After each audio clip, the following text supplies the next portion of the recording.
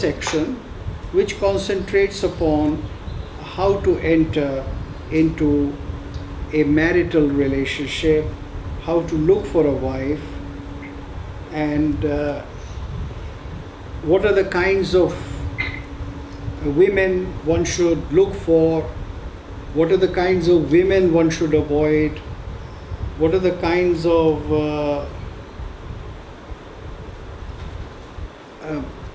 men women should avoid. They go on talking about that. Now, here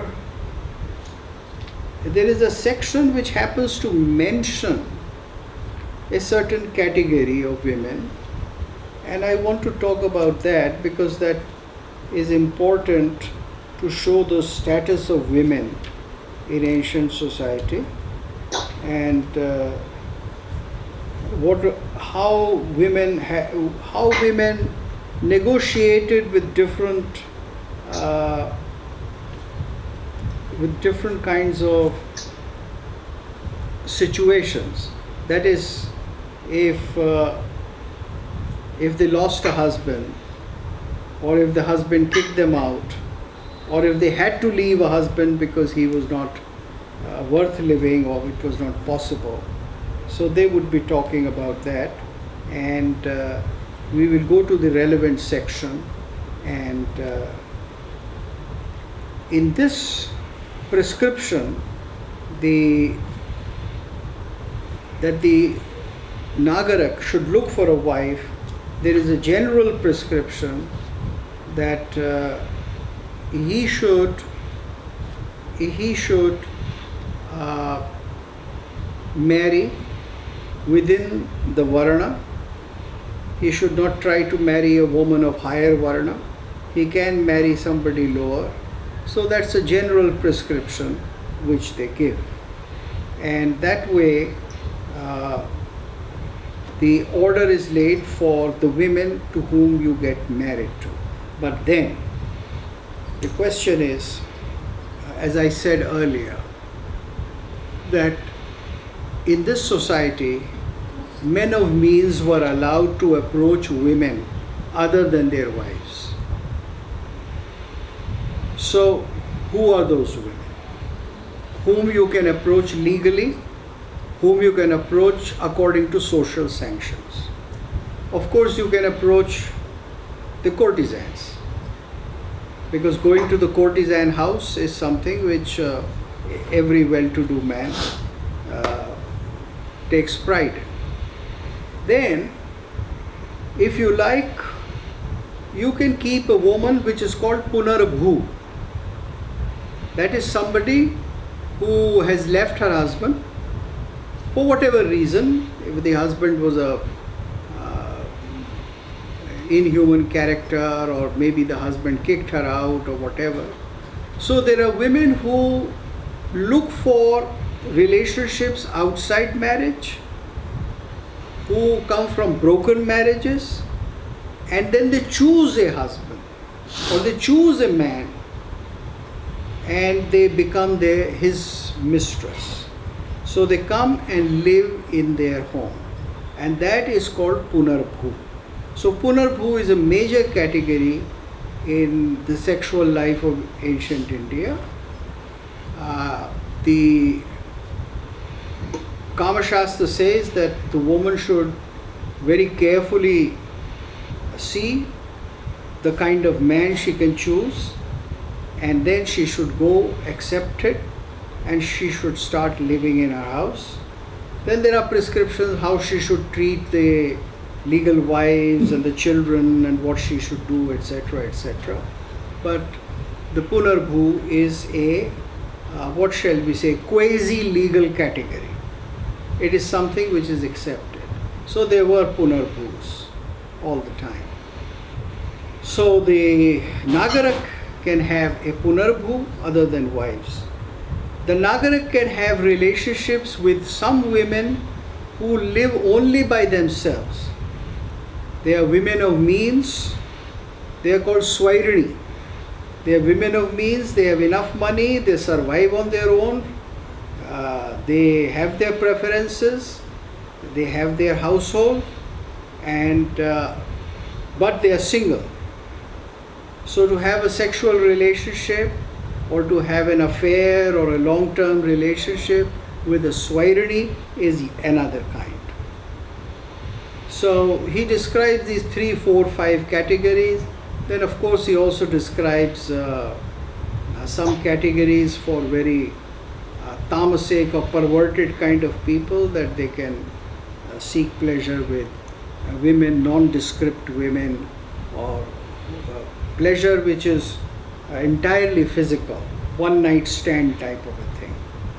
So this is the category of women in Nagarak can establish relationships with. So you can see that this is a very different kind of a sexual morality. Ancient India is practicing a very different kind of social morality from what we think today is the right kind of thing. The kind of image that we have of ancient society is largely a 19th century reconstruction. In this 19th century reconstruction, we have become very lexical in our approach. You see, we think that the best way to do things is such as is prescribed in Manusmriti, and that everybody was being either forced or everybody was aspiring to live according to the life which is prescribed in Manusmriti. Manusmriti, by the way, largely concentrates upon the life of the Brahmin and the Kshatriya classes, the dominant ruling classes, so to speak. The Brahmins, of course, were not ruling people, they were only influential in up to a degree, to some extent, and the Kshatriyas were influential in every way. But Kama Shastra is very much about the Vaishya work, because these are the people who had the money. See? So they were the ones who were patronizing the Vaishyagrahas. They were the ones who were patronizing the temples. They were the ones who were patronizing the arts. They gave a lot of money. Now today, that's something our modern Hindu Puritanism makes it impossible for us. We cannot think of that as an ideal. We only think of individuals, giving money to either the government or PM's relief fund, or to a foundation, or to IGNCA or something like that. And it's not individual support to your local artist. It is not individual support to your local painter and your obligation. But ancient India worked in a very different paradigm. This was the paradigm of the Purohit and the Yajman. The paradigm in which I conduct a yagya, which is for my benefit conducted by a Purohit, a learned priest. But I provide everything for it. And what I hold is a social event. There are all kinds of people who participate in it, right from the working classes, right from the middle level classes, and I am the provider to all of them, including the Purohit. So it is the individual earner, the Grihastha, it is the individual bread earner, it is the individual business person, the individual business owner who is patronizing all kinds of arts. All classical Indian literature, whether you read poetry, whether you read Kavyas, Ramayana, Mahabharata, or the later literature, Kalidas onwards, that should make it very clear to us that the biggest support to arts was provided by the business community of this country. It was not provided by the kings. The kings would do certain things for which they would be glorified, for which there would be a historical record. But the average everyday sustenance to all kinds of arts, to all kinds of vidyas, to gurukuls, to universities, they were provided by the business community. Whether that business community was Jain or Bauddha or Shaiva or Vaishnava, whatever. Across the board, this was the system. This was the system of the Varna Ashram Vyavastha, in which the second ashram, Grihastha ashram, was the provider to all other three ashramas. And that is why Mahabharata says that the highest of the ashramas is Grihastha ashram, because Grihastha ashram sustains the other three. It sustains the Brahmacharya ashram, the student. It sustains the one who wants to retire to the forest. It sustains the sannyasi, and it sustains the economy. So, not the Kama Shastra is amply clear. It's making very clear about this thing. I want to now proceed to another important section. I am leaving out the Samprayogic section, the one which you can easily read, which is about the asanas, etc., and about which so many others have given very good translation. There is nothing very deep about it, so that we go into it. I would briefly mention the third section. It's called Kanya Samprayuktak Adhikaran. That is how you should approach a woman to marry her. Now, this is the other category. You see, the category of the woman who would be your wedded wife and who would continue with the line, who would give you sons and daughters, and who gives you the household, who manages the household, takes care, and who is part of all the rituals that you do. All the yagyas, all the pujas, all the danas, all the household charities, everything that you do is to be done along with your wife. It cannot be done independently. It cannot be done just by yourself. And that was something which you can say by reading literature, that was something which was practiced. So a wife had a say in all this kind of activity. She didn't have a say in the business deals as to with whom should you have a business deal or not, but she had a say in every kind of economic activity other than specific business activity or war activity.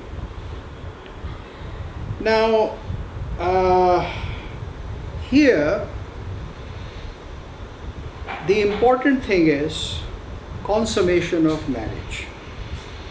Now, as is known, Vatsyayan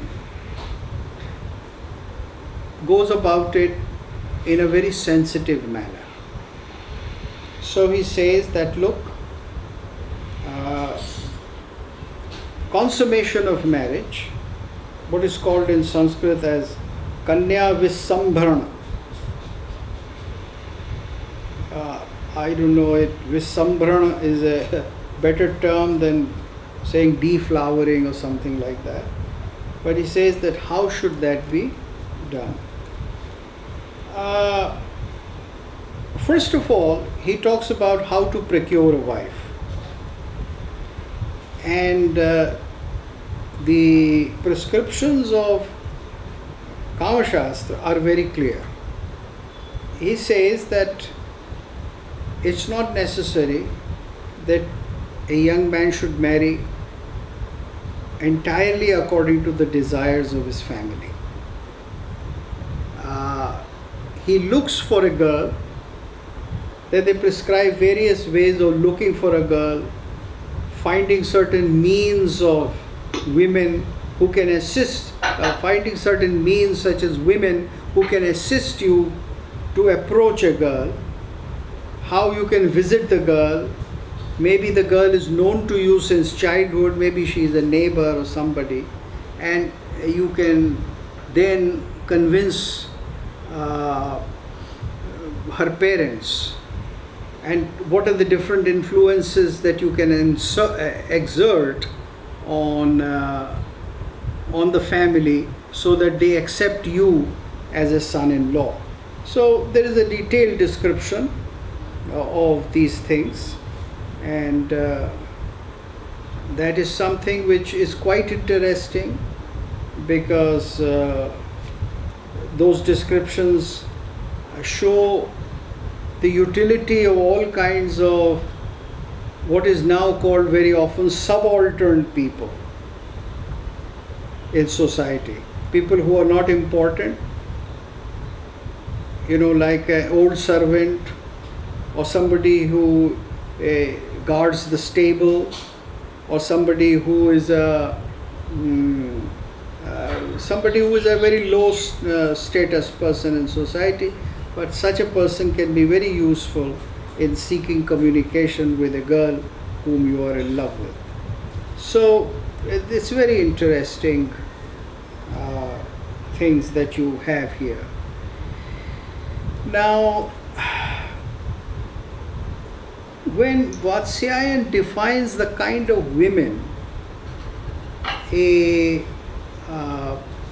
young man can approach for sexual pleasure other than his wife, then he also includes the he also includes the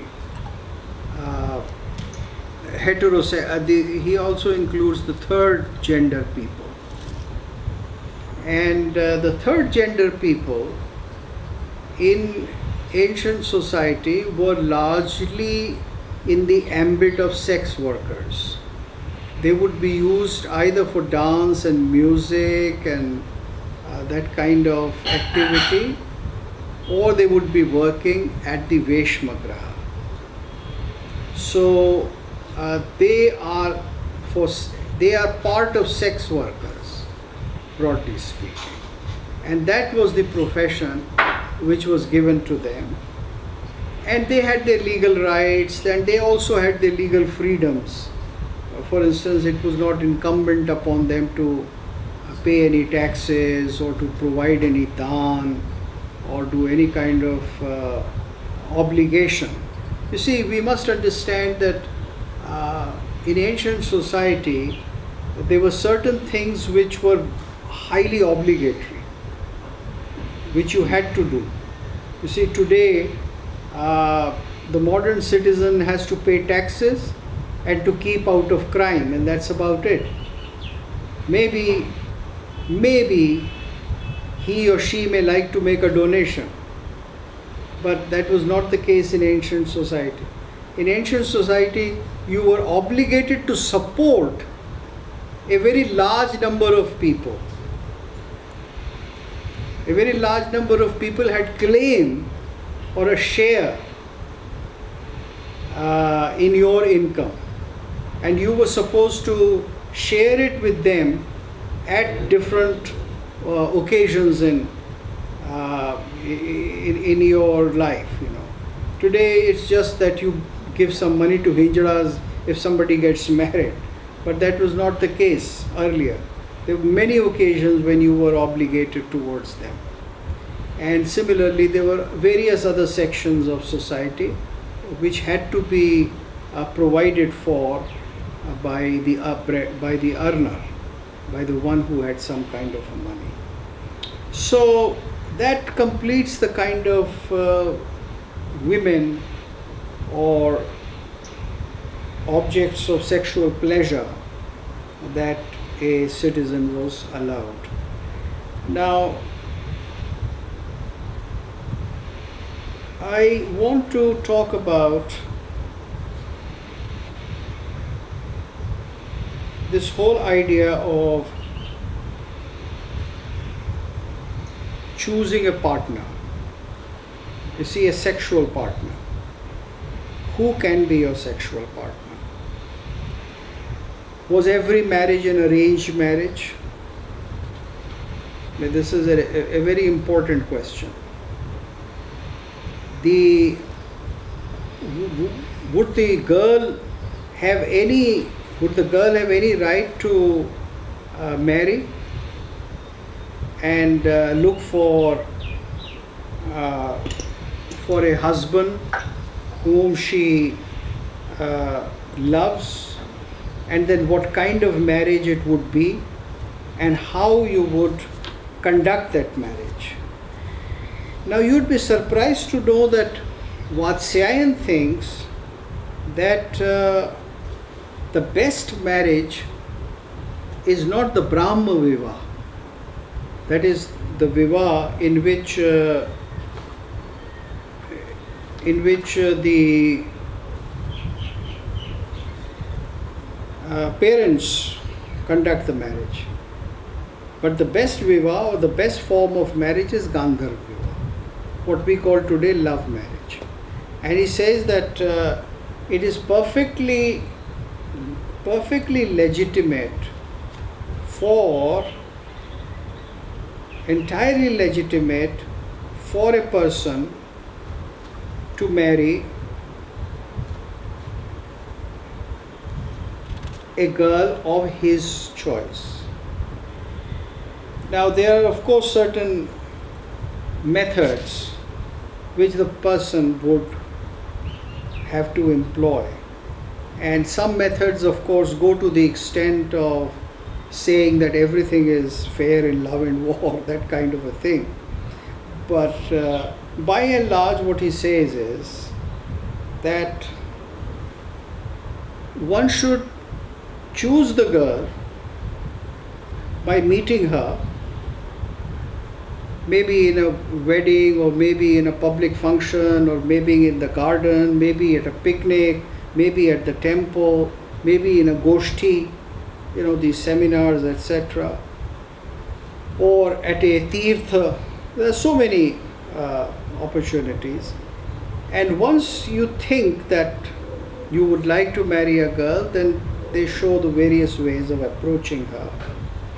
And then you have to influence the parents. If the parents agree, nothing like it. But if the parents don't agree, then Vatsyayan even justifies elopement. He says the young people can elope.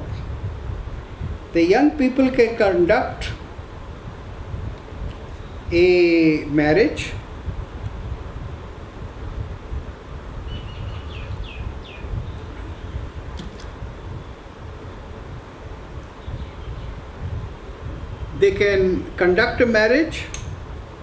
on their own. And what they should do is, in order to make it a justified, a solemn, legal marriage, they should take the holy fire from the home of a high level Kshotriya Brahmin and take that fire to a temple or some place, light it, and have a panigrahan sanskar or a marriage ceremony. So the boy and the girl can conduct their own marriage ceremony along with a friend, and once they have done that, they are, according to Gandharva Vivah system, they are married man and wife, and then they can slowly reveal it to their parents that they have done this. So Vatsyayan says that there is nothing wrong with it, provided you have chosen the right girl, provided you have chosen the right boy, provided that you love each other and you are going to stick to it, you can do it. He also says that, well, in Gandharva Vivah it is not necessary to have a ritual.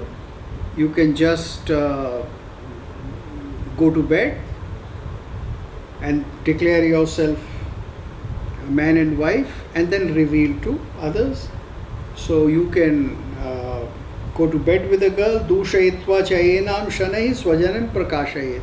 So you can have a relationship, and then you can bring it to the notice of the parents. So he says that it is best that there should be affection and love between the partners before marriage, so that the marriage turns out to be more fruitful. So this is what he says this. He states it very clearly. Vyudhanam hi vivahanam anuragah phalam yatah madhyamopi hi sadyogo gandharvastena pujita. It is Gandharva Vivaha. Gandharvastena pujita. It is the best. It is worth paying respect to. Although it is the middle kind of marriage. According to Manu, according to Dharma Shastra, the best kind of marriage is Brahma Vivaha, in which the parents marry. So Gandharva is the middle kind. So Madhyamopi Sadyogo Gandharva Stena Pujita. Why?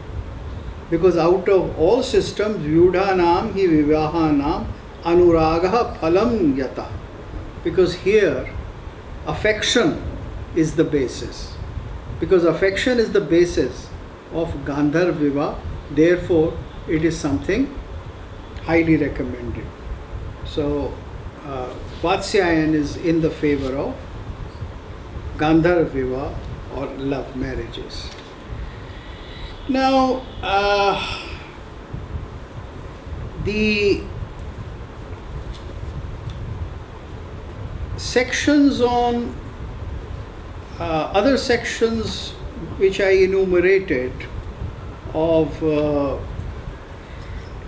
they do give us a very detailed description of how to achieve things, but they are not something which are very difficult to unravel. They are very simple.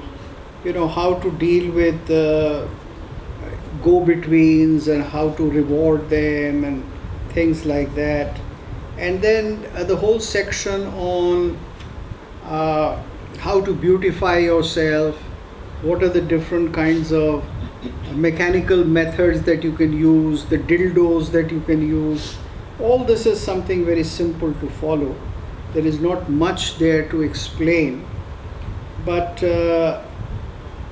that only indicates that a life, sexual life in classical India, I'm using this word classical India for want of another appropriate word, or you can say ancient India, or for a period from, let us say, 1500 BC to 1000 AD, for this long period.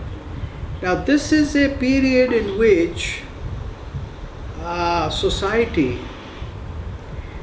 really considered sex as something not just as something essential, or not as a smaller evil or something which had to be negotiated with. It did consider karma as one of the most essential elements of satisfaction. Now this is very important.